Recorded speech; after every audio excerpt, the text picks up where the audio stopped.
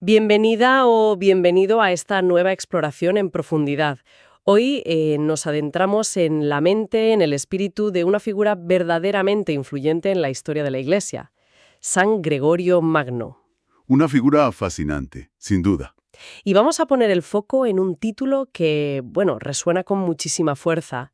Vicario de Cristo, ver cómo lo entendía él. Tenemos como base un análisis histórico-teológico detallado, y nuestra misión, si queremos llamarla así, es clara: desenterrar una concepción del papado que, en la visión de Gregorio, se alejaba un poco del poder terrenal Totalmente. para centrarse, de forma radical, en el servicio, en ser un reflejo del amor de Cristo. Así es. Gregorio Magno, no es que inventara el término, eso ya existía, pero sí le infundió una densidad espiritual que realmente marcó la autocomprensión del pontificado. Ajá. Para él no se trataba de una declaración de supremacía jerárquica, sino de encarnar la figura del buen pastor. ¿El buen pastor? Exacto. Aquel que cuida, que busca a la oveja perdida, que da la vida. Su interpretación fue transformadora en ese sentido. Pues entremos en materia. Vicario de Cristo. A ver, ¿qué significaba realmente esta expresión en la época de Gregorio? Hablamos de finales del siglo VI, principios del VII.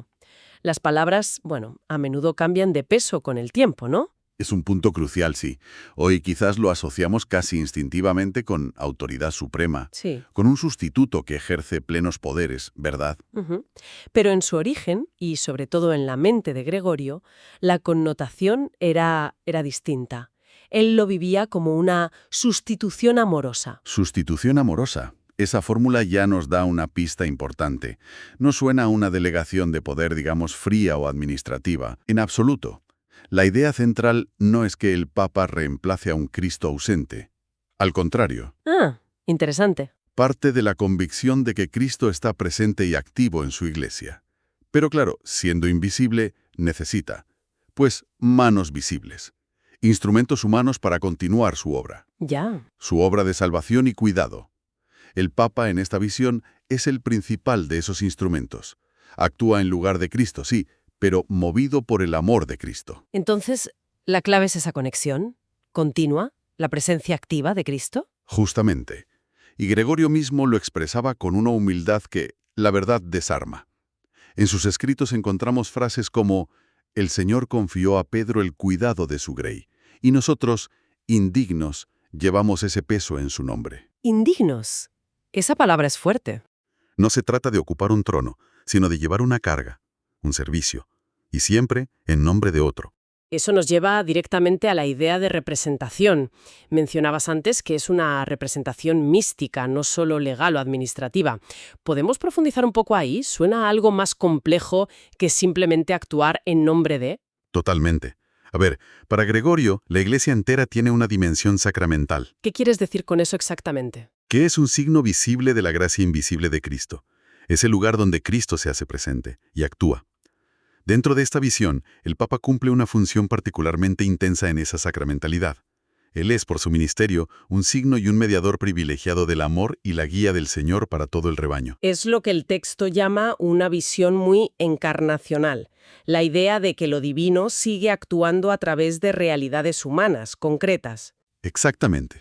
Es como la lógica de la encarnación, pero prolongada en el tiempo.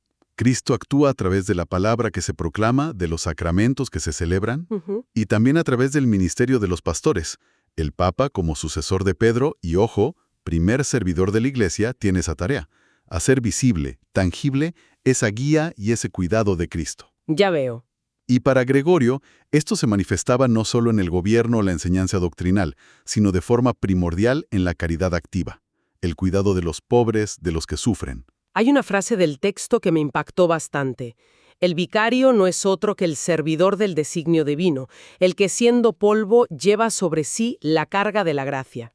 Es una imagen muy potente, esa mezcla de fragilidad y responsabilidad divina. Sí, es una expresión que, encapsula perfectamente esa tensión. Convierte el papado en algo que trasciende lo meramente jurídico, lo administrativo. Lo sitúa en el plano de la vocación mística. Una vocación mística. Sí, ser un instrumento dócil a través del cual Cristo mismo pueda seguir amando, perdonando, guiando, sirviendo a su pueblo. La autoridad papal vista así no es un fin en sí misma, es un medio para facilitar la acción de Cristo. Y esta visión tan particular, ¿cómo encaja con la figura de San Pedro? Porque claro, la conexión con Pedro es fundamental para la legitimidad del papado. Gregorio se sentía profundamente conectado a Pedro, desde luego, pero de una manera muy específica. No se veía a sí mismo como heredero de los privilegios o la gloria personal de Pedro, sino como continuador de su misión pastoral. El mandato que resonaba constantemente en su corazón y en sus escritos era el de Jesús a Pedro después de la resurrección. Apacienta mis ovejas. Eso está en el Evangelio de Juan. Es decir, que la herencia no es tanto de estatus, sino de responsabilidad, la carga, como decías antes. Precisamente. Para Gregorio, la frase Pedro murió, pero Pedro vive en sus sucesores, no significaba que los papas tuvieran la santidad personal de Pedro, ojalá, sino que la responsabilidad de cuidar de la Iglesia que Cristo le confió, esa responsabilidad pervivía en ellos. ¿Y cuál era esa responsabilidad concretamente? Pues confirmar a los hermanos en la fe, ser el principio visible de unidad para toda la Iglesia y sostener a los más débiles. Hay un detalle fascinante que mencionan las fuentes. Gregorio se identificaba más con el Pedro que negó a Jesús y lloró amargamente, que con un Pedro triunfante o infalible. Sí, y esto es crucial para entender su espiritualidad del papado. Se veía a sí mismo en la línea de ese Pedro perdonado.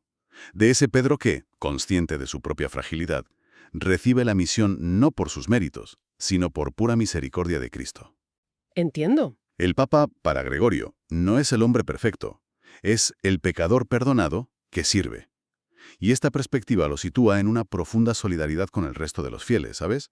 Todos necesitados de la misma misericordia. Lejos de alejarlo, su posición los sumergía más en la conciencia de la necesidad de la gracia. Entiendo.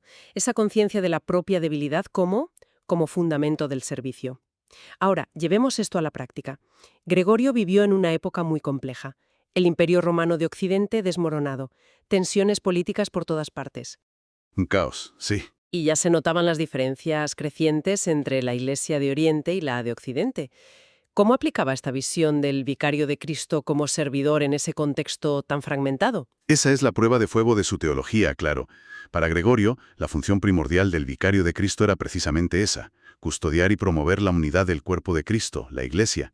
Era plenamente consciente de las fuerzas centrífugas. ¿Cómo cuáles? Pues las distancias geográficas, las diferencias culturales, litúrgicas, las interferencias políticas que amenazaban con romper la comunión eclesial.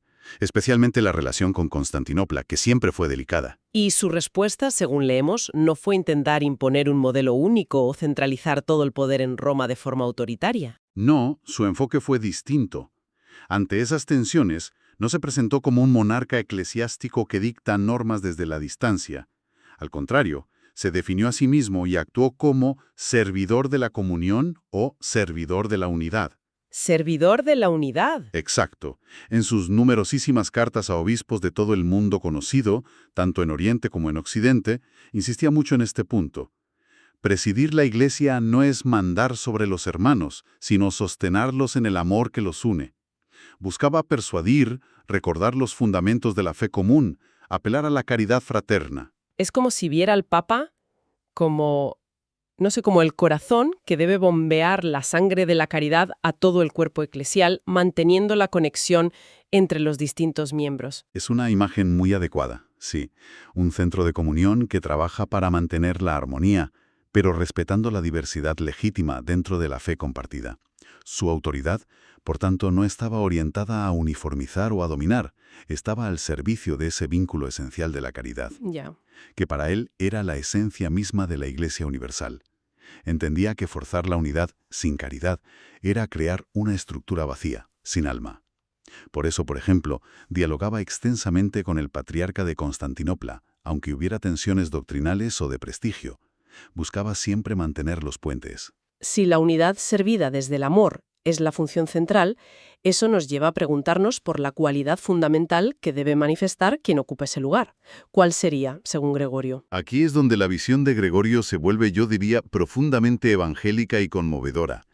La cualidad esencial, el distintivo del vicario de Cristo, debe ser la misericordia. La misericordia. El Papa debe ser el rostro visible de la misericordia de Cristo para el mundo y también para la propia Iglesia. Ser el primero en perdonar, en compadecerse, en actuar con bondad, Más allá de la gestión o la doctrina pura y dura. Exactamente. Su biografía y su correspondencia están llenas de ejemplos. Actuaba como padre y cuando era necesario como juez, por ejemplo, corrigiendo abusos de poder de algunos obispos. Pero su identidad más profunda, la que él cultivaba, era la de médico del alma. Médico del alma. Mostraba firmeza doctrinal, sí, pero combinada con una inmensa ternura hacia los pecadores arrepentidos. Y una compasión muy concreta, muy activa, hacia los pobres, los enfermos, los refugiados. Hay que recordar que su época estuvo marcada por invasiones, por mucha inestabilidad social. Claro. Organizaba la distribución de alimentos, el cuidado de los necesitados con los bienes de la Iglesia de Roma de una forma muy sistemática. No era solo teoría. Hay una frase que citan las fuentes que parece resumir toda esta teología del vicariato de manera... Impactante. Sí, es una afirmación que debería resonar siempre, yo creo. La cátedra de Pedro no se levanta sobre el poder, sino sobre la compasión. Si deja de ser fuente de misericordia, deja de ser cátedra de Cristo. Es una declaración de principios radical. Básicamente está diciendo que la legitimidad última de la sede de Pedro no reside en su poder o en su antigüedad histórica, sino en su capacidad efectiva de reflejar la compasión de Cristo. Correcto. Para Gregorio, el Papa representa a Cristo en la medida en que ama como Él amó. La misericordia no es un atributo secundario o una opción pastoral entre otras. Es el núcleo mismo de su identidad y de su ministerio. Si ese núcleo falla, bueno, todo el edificio se tambalea, porque deja de ser un signo creíble de aquel a quien representa. Ahora bien, un título como Vicario de Cristo, por muy interpretado que esté desde el servicio, suena intrínsecamente elevado. ¿No identificó Gregorio un riesgo real de soberbia? ¿De que quien lo ostenta termine creyéndose más importante de lo que es, olvidando esa fragilidad de la que hablábamos antes? Era agudamente consciente de ese peligro. Vaya si lo era. Precisamente porque entendía la grandeza de la llamada, comprendía también la profundidad de la posible caída. Por eso, en sus escritos, especialmente en su famosa regla pastoral, insiste constantemente en la necesidad de una conversión continua para quien ocupa la sede de Pedro. La vigilancia sobre el propio corazón es fundamental. Hay una cita suya que refleja este temor, ¿verdad?